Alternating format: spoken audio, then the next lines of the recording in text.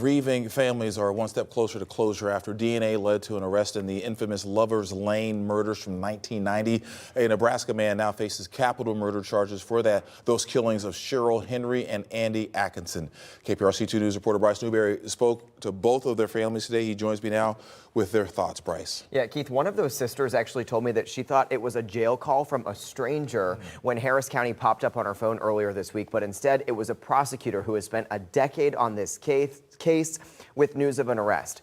It comes after investigators recently compared DNA from a 1996 sexual assault case involving the same suspect to DNA found at the 1990 murder scene.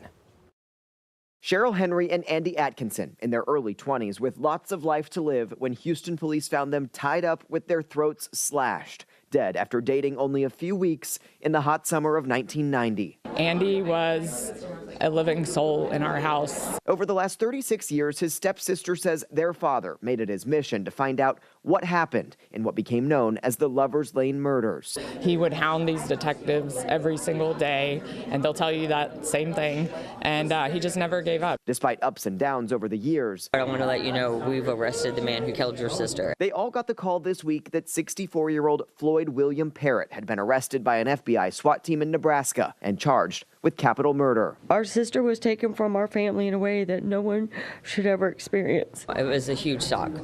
But we're all slowly trying to understand everything. The family say they don't know him, and he claimed he didn't know the victims either after being arrested. But records show DNA found at that murder scene matched DNA from a 1996 sexual assault case that didn't result in Parrott's conviction. A newly assigned detective recently submitted it to a national database after reviewing a tip pointing to Parrott as the possible perpetrator. We had DNA, and back in 1990, that was an exciting new technology. Retired homicide detective John Belk always thought that would lead to answers in the case. I believe that there are more victims out there. And now investigators are looking for more answers about what happened in those brutal killings and Parrott's other possible crimes. In the 80s and 90s, prosecutors say he had a history of holding himself out as law enforcement. And just months before the August 1990 murders, investigators say he drove this fake cop car.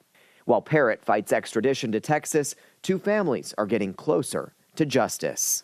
How do you go 36 years and never do it again and never get caught? So I figured he was dead.